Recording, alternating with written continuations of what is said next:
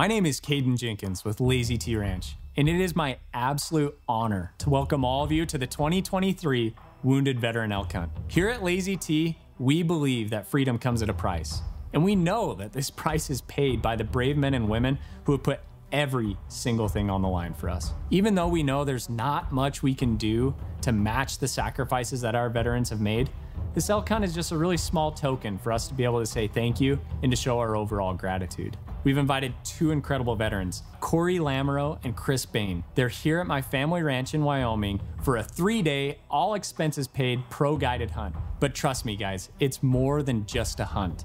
It's a way for us to honor their service, to share this beautiful land with those who have given so much. Join us now as we follow their journey, not just through the wild terrain that Wyoming has to offer in pursuit of a trophy bull elk, but through their personal stories. These are stories of courage, resilience, and of hope.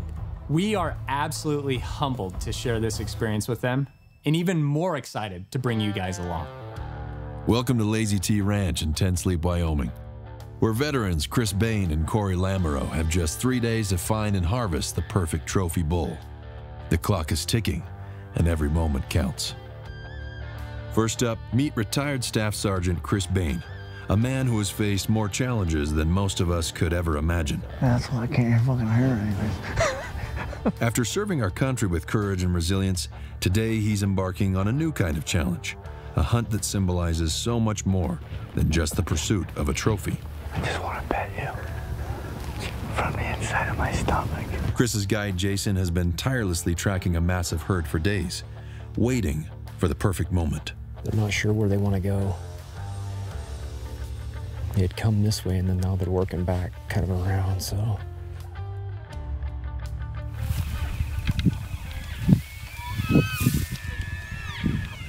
As the first light of dawn breaks over the horizon, Chris knows this could be his golden opportunity. But there's no time to waste. They need to move fast. About 100 yards. Get to this other little knob, and they should come across this bottom here.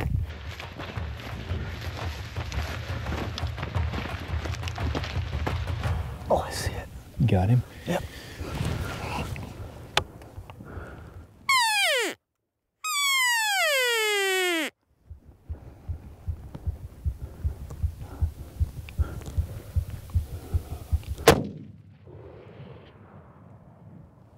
Oh, I missed him. Put another one in it. Don't pull hard. There you go.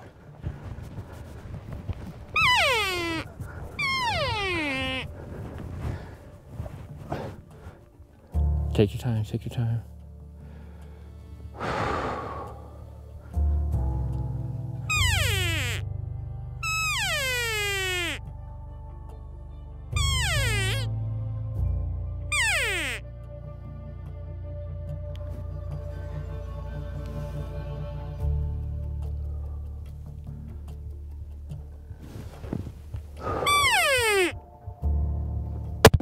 Oh!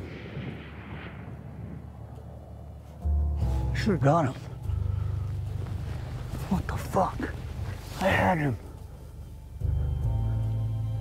Hold on, hold on, hold on. Fuck. How far is that?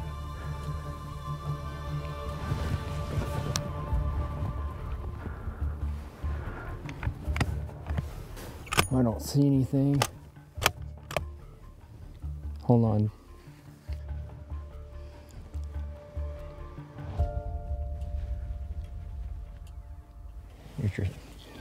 He's gonna be too far out. We're at 450.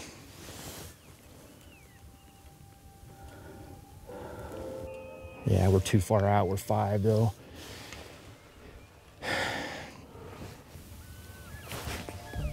Feel like you had a pretty good shot though. I feel like it was a great shot.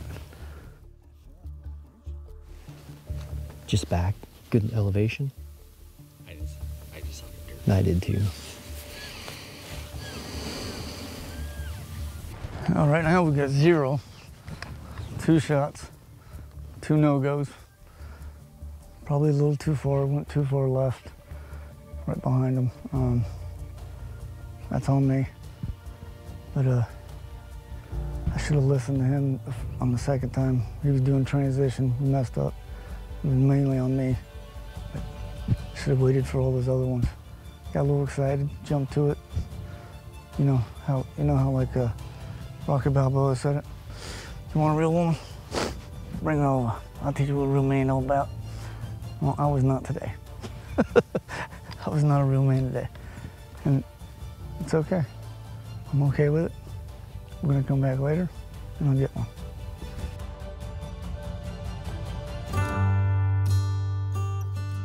While Chris regroups both physically and emotionally, retired Master Sergeant Corey Lamoureux is just getting started. Corey, a veteran with a lifetime of battle-hardened experience, knows what it means to stay calm under pressure. Today, he's bringing that same unshakable focus to the hunt. Yeah, there's a couple, looks like a couple bulls walking out. They're about 1,700 yards away, looks like. Trees are real thick, so they come out in that opening. It's about the only time you can see them, unless they're going behind it and going over here. Randy, Corey's guide, has just spotted a curveball. Chris's group has disrupted the herd's usual route. Now it's time for a quick change in strategy. The problem is, they're probably gonna come across, these guys are right up here. They usually come right through here, like 100, right in front of us, 100 yards. And we would sit here, but those guys are up on the ridge. They changed their pattern because of what the elk were doing. So if the elk coming across underneath them, we're not gonna get a shot anyway, right? So I'm thinking we'll backtrack. There's a road that comes up this hill. We can circle all the way around and get on top of this ridge right here. We're gonna regroup. With the clock ticking, Corey and his team head for the opposite ridge, anticipating the herd's new path. The walk is long, but they know patience is part of the game. You good? Before they even reach their destination, Randy catches sight of a magnificent bull, fresh from a wallow, just within range. Shit, he's right there. That's not a bad bull right there in front of us. Where? See him walking away. In the shadow, yeah. That's actually not a bad bull.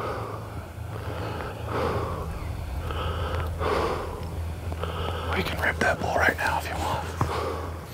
He's 285. What do you think? That's up to you. I won't tell you to shoot, but I'll tell you if it's a bad one not to shoot. What do you think he'd score? 330 maybe? Guessing? I think he's in that 310 to 320 range. There's a good view of him. That's sure a nice shot right there. That is a nice shot. He's covered in mud. That's kind of cool. He's been wallowing like crazy. I think we'll pass. First evening. It's not gonna bend your feathers, is it? If I don't shoot this one. Me? It's your choice, not mine. No, I'm saying it's not gonna piss you off. Nope. Corey has learned to wait for the right moment, whether in the field or on the front lines. But patience isn't the only lesson he's carried with him. As a combat medic in Afghanistan, Corey entered the heat of battle in an operation to save fellow soldiers caught behind enemy lines. Under enemy fire, he made split-second decisions that saved lives and altered the course of the mission. It's a story of bravery that earned him the Silver Star for gallantry in action. Now, in Corey's own words, hear the story that shaped him. I'm back, kind of at the rear in Bagram, and they said they're going to launch the QRF. Well, one of my other medics was on that mission. So he came out to where the aircraft were parked, and he goes, they want you to go. I'm like, okay, cool. We launched, and by the time we got back there, it was about a 45-minute flight. It started getting daylight. And we finally found where we were supposed to go because it wasn't clear. The lat longs they were giving us were inaccurate. Yeah, one group on these radios saying, this is where you want to go, and then you got another group on these radios saying, do not go, which is big. But of course we didn't hear that part. So we flew in as a third aircraft and got shot down, right in the LZ. We were done. To paint the picture of the enemy, there's two bunkers up there. They're dug into the rocks, pristine position on us. At that point, I got shot in my helmet. I had a flight helmet on 3 times. I was knocked unconscious. You know, everybody's thrown on the ground when we crash landed. I mean, we're just taking an insane amount of fire, you know, from machine guns and everything else. When I woke up, which I don't know exactly how long it was minutes at the most. You know, I had some shrapnel in my forehead and eyebrows were cut and I was on my back. And so I started waking up and, you know, I went like this and I was like, oh, you know, lots of blood, both eye sockets. You know, I did the whole mental inventory of your body parts and all that stuff, and they were all there. So, you know, my mind it clicked on and I went to work. The pilot in the right seat was wounded. The pilot in the left seat was wounded. The crew chief on the left gun was wounded. The crew chief on the right gun was wounded, and I was wounded, and then there was 3 Rangers in the back of the aircraft that were wounded. The crew chief in the right door, when I first got on him, he had a faint pulse. I did a blood sweep. I had nothing, no blood. And I went back, you know, doing the whole shake and shout, feeling for a pulse. I couldn't feel anything, and he had passed. The crew chief on the left door had been shot in the thigh with a Dishka, which is the Russian equivalent of a 50 cal machine gun, right? Giant round, right? And he had a big, like, Rambo knife for some dumb reason. So the round hit the knife and exploded the knife into his leg, just shattered his femur. He was, you know, conscious, alert, the whole 9 yards. I wasn't too worried about him. Somewhere about that time is when the pilot in the right seat up front came barreling out of the cockpit, and the cockpit was just receiving all kinds of rounds. Now, the aircraft was being hit so much that there's like this quilted soundproofing that's inside the aircraft, and it was taking so many rounds, it just reminded me of confetti, you know, just falling. And the aircraft had, you know, really big external fuel tanks compared to the regular ones. And so it afforded us probably about 18 inches of cover. As long as we were on our belly, we weren't getting hit. The pilot in the right seat comes barreling over. He'd been shot in the arm. His ulna was shattered. His radial bone is missing a piece about that big, so his hand was just flopping, and he was holding his arm, and he was screaming like a little baby. And I pulled a tourniquet out of my vest, and, you know, I slapped it on. The pilot in the left seat had been shot through the thigh, and he had a broken femur, and he had kind of bailed out kind of the safe side of the aircraft, if you will. The fire was coming from up here. We were kind of facing this way. So at that point, we had 3 Rangers had died. The right gunner had died. So we had 4, and then we didn't know about Neil Roberts. And then there was another casualty up there that we didn't know about at the time, John Chapman. But it wasn't 10 minutes, and we got attacked from our 6 o'clock. We had moved the patients out into this small depression off the end of the aircraft, which was safe from the bunker, but it was wide open from the rear. We had the litter patients kind of in front of us, and like 3 feet of snow, and the slope was about like this. We were shooting across the saddle.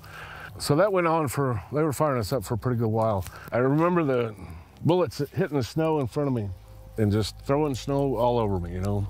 And, you know, the immediate thought was, man, this is really gonna suck, because you knew it was coming, more or less. And it was like the next burst. Me and Jason got hit at the same time. The way, I guess the angle was perfect for them, but, you know, the rounds went right under my front plate. I had a magazine pouch for 3 M9 magazines, 9mm, round hit side of one of those, exploded a couple rounds in the magazine.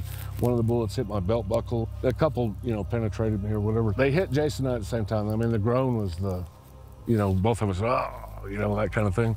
Yeah, when he and I were shot, we became the worst casualties because, you know, we were both shot in the gut, and a medic can do a lot of things on the ground, but you can't stop internal bleeding. It's one of those wounds that you don't have a lot of control over, and so it sucks, right? Jason, on the other hand, he was worse than me. After it got dark, you know, he started becoming unresponsive, and unfortunately he ended up dying just a short period of time before we got rescued. It crushed some people.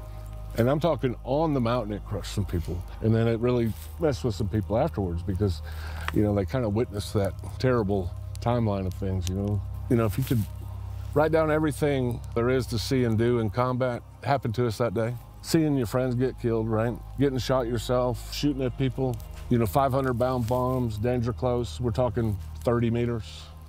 Close enough to bounce you off the ground. Mortars landing all around you. RPGs landing beside you, hitting beside you. You know, I mean, it was just anything and everything was crazy. They come and rescued us, and the Rangers assaulted the bunkers and, you know, pushed through them, and the guys, most of the guys up there that were giving us a hard time were killed. I've never minded talking about this stuff because, you know, I feel fortunate, blessed, lucky. I don't, you know, in hindsight, I don't have regrets, if that makes sense. You know, I don't look back and go, I wish I would have done this.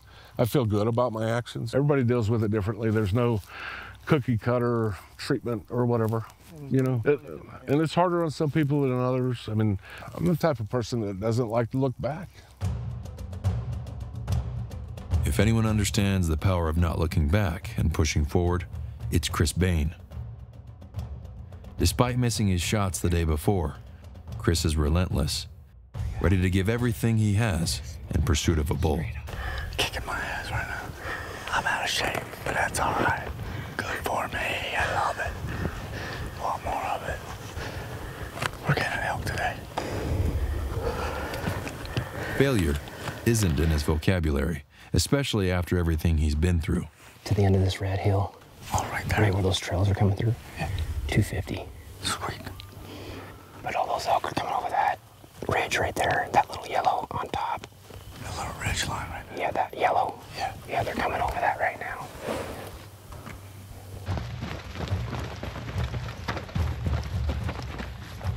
After hours of chasing elk across Wyoming's rugged red dirt, Chris suddenly finds himself surrounded by the very herd he's been tracking.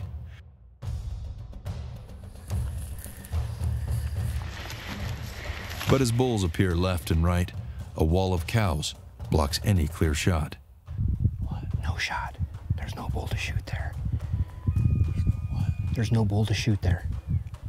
There's a bull there, but there's not one we're shooting. Just relax for a little bit. Nothing there. Just hold on. No shot.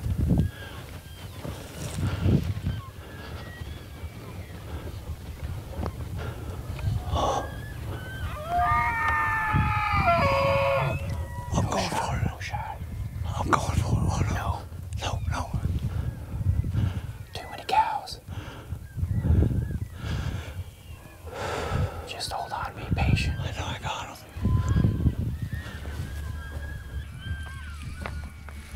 The minutes stretch into over an hour, and Chris holds his position, waiting, watching, listening.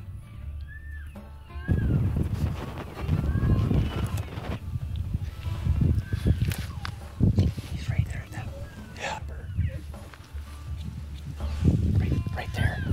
He just popped out in the open. He's to the right.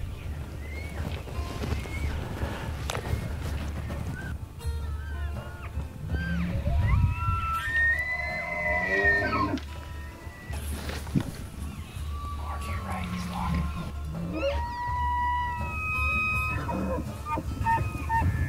The sound of elk bugles echoes all around. The opportunity slips away. Past shooting time. Oh, seriously? Yeah, 5 minutes. Today just isn't his day. No. He's so close. 80 yards. It's fucking sickening. Few hunts reach such heart-pounding highs only to end in such frustration. But if there's one person who knows the roller coaster of triumph and setback, it's Chris. And now, in his own words, Chris shares a story of a day in Iraq. A day that tested him in ways most of us could never imagine. A day full of the highest of highs and the lowest of lows. So on April 8th of 2004, it was my greatest day and my worst day. By the way, I have an identical twin brother, looks just like me. He's also in the United States Army. That day, I run into him in a checkpoint. We're in totally different units. So that's my best part of the day.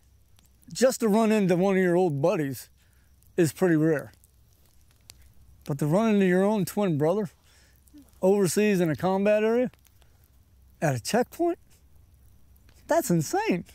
And then he looks just like me. When I get back, I'm such in a good mood. I'm releasing my guys. A full board colonel comes out, sees that I'm home, back in my station, and said, "Sergeant Bain, come here for a minute." He goes, hey, I got you a green light to do a raid on the village. Al-Taji's a little village. These 2 houses used to shoot at us all the time. I just want to kill everybody in the house. That's pretty much my mission. That's all I want to do. They're really bad people. And no one else can do anything about it unless we get the okay. I finally get the okay, which was awesome. And I'm in a great mood. Nothing gonna go wrong that day for me. The colonel looked at me and goes, what do you want to do it? I said, in 5 mics. He's like, 5 mics today? I said, today, in like 5 minutes, brother. So I literally turn around, I call all my guys back. They all come back. I said, look, this will take 10 minutes. We're gonna shoot, move, and communicate. That's it.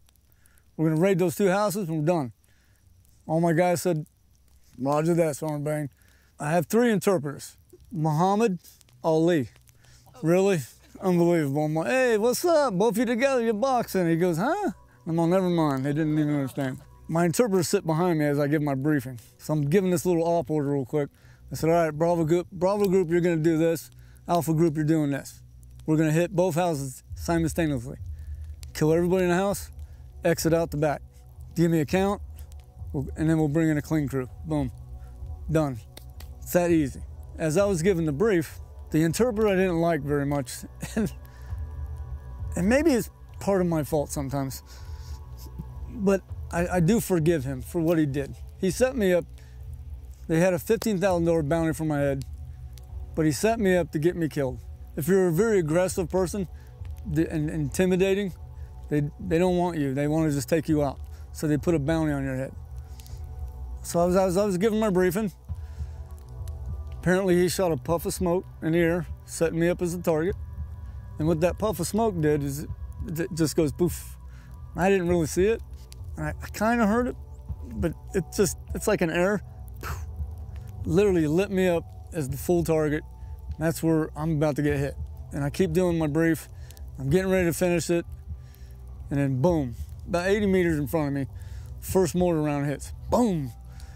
And it's a big one. It's a 120 millimeter. It's pretty big. And I mean, you could feel the heat. So I jump back, I jump under my vehicle, I lock and load, and I'm just scanning the sector. And I can see my guys. I'm all, you good? He goes, we got it, we're looking. I said, all right. And then mortars are still coming in, boom, boom, boom, boom, boom. And I'm all, holy shit, they're getting closer. So now I'm low crawling backwards, getting underneath my vehicle a little bit more. And as I'm pushing, I look up and I hear the whistle. When you hear the whistle, it's not a good thing. You're about to get lit up. I remember it like it was yesterday. Everything like went slow motion. That bomb hit about 2 feet in front of me, and all I remembered to do was grab my weapon and cradle my head and dig down as deep as I could. And that's all I did. But do you ever kick a basketball underneath a car? Boom, and it pops out. And that was me. Boom. I went about 20 feet in the air, landed on my stomach. I kind of shook it off. I'm all, I got this, I'm good. I had no idea half my arm was gone. And I started low crawling back to another vehicle, and that vehicle was on fire. I got rolled left, rolled right. And then pretty much I was all, Jesus, this is where it ends. I'm thinking this in my head. And I muster up enough strength not to give up. I'm never gonna quit. I'm not dying in this damn country. There's no way I'm dying here. I muster up enough energy to low crawl this other vehicle. I get underneath it, and now I'm looking for my weapon. Nowhere I can find my weapon. And I look over and I finally see, I see nothing but bone and skin and meat hanging over here. You kind of go in shock when you see that. So you're like, oh shit, that's me. God damn it, that's gonna leave a mark. So it's like, what am I gonna do? I'm looking for my weapon. I feel my 9. I don't know where my M4 is, but I got my 9. But I can't feel it. Can't feel nothing. I can't feel anything. I can't feel my hands. I'm trying to get my weapon back. I know it's right here, but I can't get it. And I see the guys advancing on us.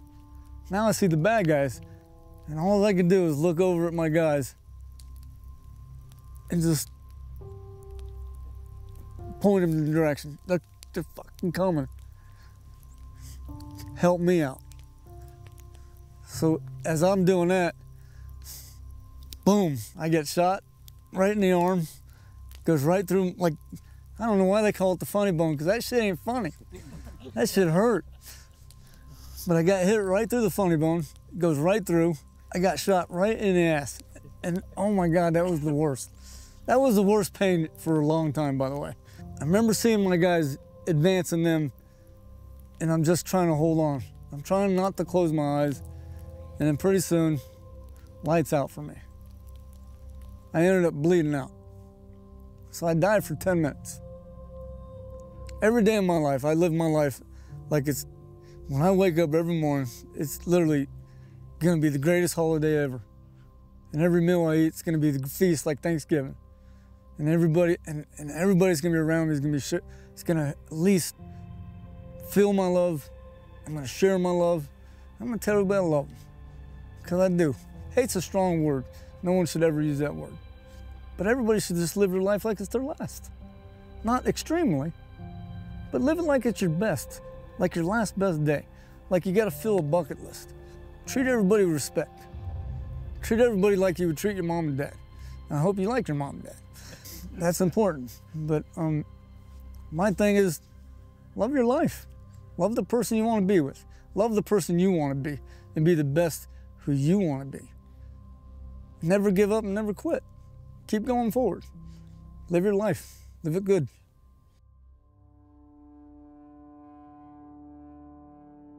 Chris is relentless.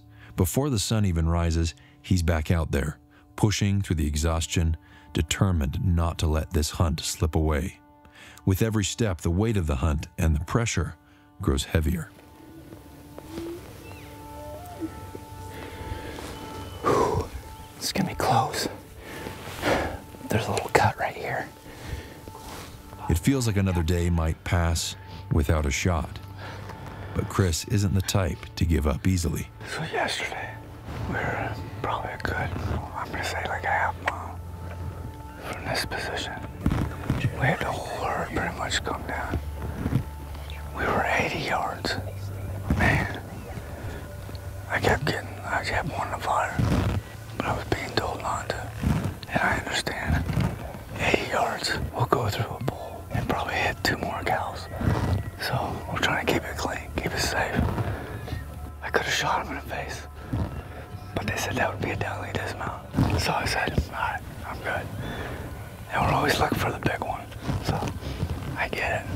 But today, I'm taking one down. God bless. Just when it seems like all hope might be fading, Stay down. a massive bull steps into view. Underneath him to the left. You're up here, up on the slope. He's by himself. Oh, yeah, I got him. Hold it right on him. What's our distance? 320. Come on. Give me a side picture. Nope. Too many cows.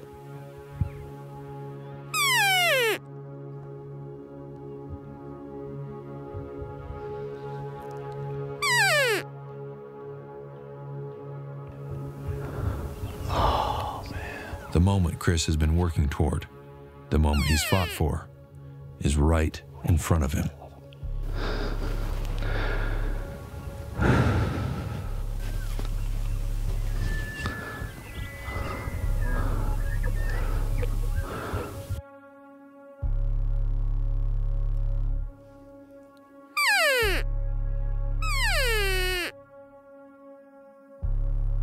Hold just a little bit high.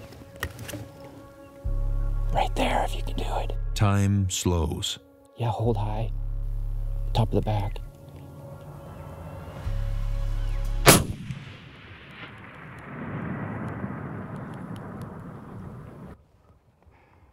I miss him? There's no way. I went high. There's no way. What the fuck?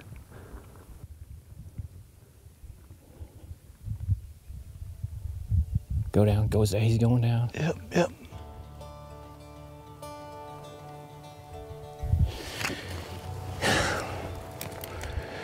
Should I hit him again? No, let's hold on. I got him.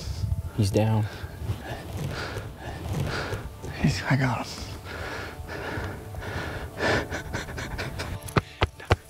Buddy.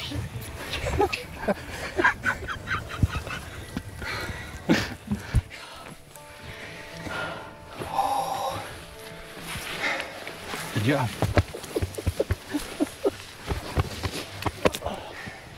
Fuck. I was gonna get so pissed I thought I fucking missed them all. There's no fucking way I missed them. There's no way. Dude. He's not down, but he's down.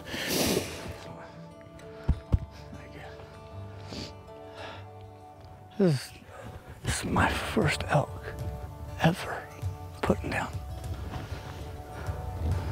It's my third time ever pulling the trigger on an elk. See? I almost strike 3. I hit a home run on that bitch. What's up? Oh, dude, if it wasn't for all of you, Lazy T Ranch, this would have never happened. This is a dream. This is a bucket list. This is beautiful. I'm so pumped right now. I'm so pumped. You guys are amazing. I'm glad that you guys are here to celebrate this with me. Dude.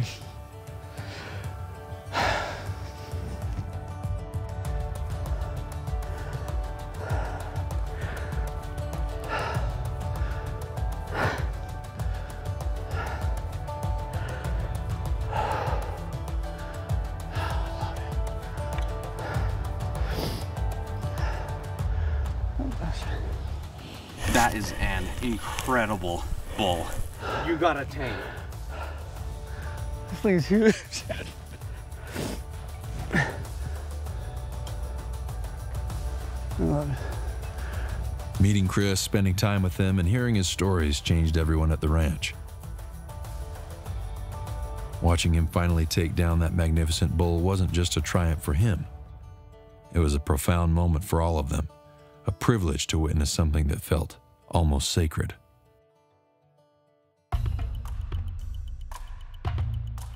With Chris's bull in the bag, Corey is down to his final evening, and every second counts. It's now or never.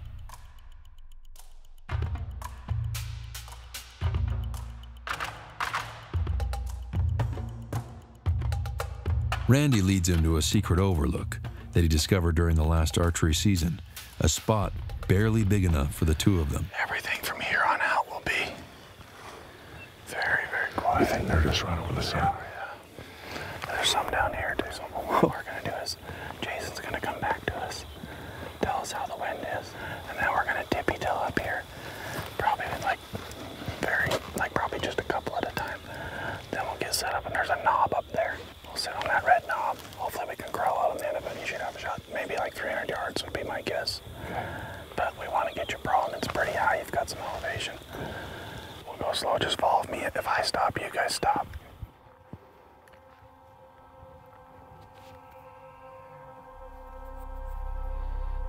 The terrain is unforgiving, and Corey has no choice but to painstakingly army crawl through the juniper and stone, inch by inch. Below them, a large herd of elk grazes, unaware of their presence, but one wrong move could spook them all.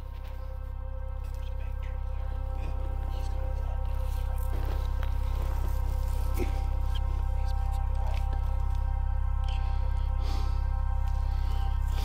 see his head? He's getting set down. The massive bull steps into view. Okay, I'm gonna take your safety off. Okay, let me get on it before you shoot. When you're ready, kill that fucker. Corey steadies his hands and calms his breath. Good shot. You did. The bull drops. Hell yes. Nice shot. That's a good bull, dude. What a stock. Give me knuckles. That couldn't have been a much easier shot. Definitely the best bull in that herd. I didn't get a great look at him. He's a nice bull. I can see how heavy he is from here. Yeah, he's a nice bull. When you said, you're gonna have to come around here, I seen the gun sticking through the tree. I'm like, oh shit, how am I gonna see through the scope? You're good. It's good that scope pulls in so much light because it was able to actually shoot through the tree. Dude, notice the dog. That was badass, wasn't that? To shoot through this hole about that big. Fuck yeah. Oh, good job, honey. Congratulations. Hell yeah. He just crumbled. He just fell to the ground. Holy shit, man. What do you think? Congratulations, man. Thanks, man. Pretty sweet. Oh, hell yeah. Pretty awesome. It's a good bull. What a beauty. Is that what you were looking for? Hell yeah. Long main beam. That's so sweet. That stalk was awesome. That was fun. I mean, I couldn't have dreamt that up anymore. I was nervous. This is so cool. I'm just in awe. It's so big. Such a big animal. Great job, Trey. Jason, appreciate you bringing your luck, buddy. Your skill. There's a lot of luck involved, Billy. I don't know, not today. Doesn't take a lot of skill for a 100-yard shot, but it took a lot of skill to get us here. That's for sure. What a wonderful experience. The people, geez. Thanks to all y'all, for sure. Every one of you. Wow, this is so cool, man. This bull is more than a trophy. It's a symbol of the journey that Corey and so many veterans have walked. As the sun sets on the final day, the sense of accomplishment is shared by all, an unforgettable reminder of the strength, perseverance, and sacrifice that define these heroes. Wow. I have been absolutely blessed in my life to meet many incredible people through the years. But I believe Corey and Chris have left a mark on all of us that we'll truly never forget. Their stories of courage, resilience, and overall sacrifice have reminded us what true strength and sacrifice actually looks like. This hunt wasn't just about the bulls that they harvested. Much more. It's about honoring the warriors who have given so much for our freedom. Watching Corey and Chris take down those magnificent elk was more than just a success. It was a celebration of their spirit and just a small way for us to say thank you. As we close out this entire experience, we leave with full hearts and a renewed sense of gratitude for the veterans who continue to inspire us. Chris and Corey are living examples of what it means to persevere, and it has been our absolute honor to share this journey with them and with you.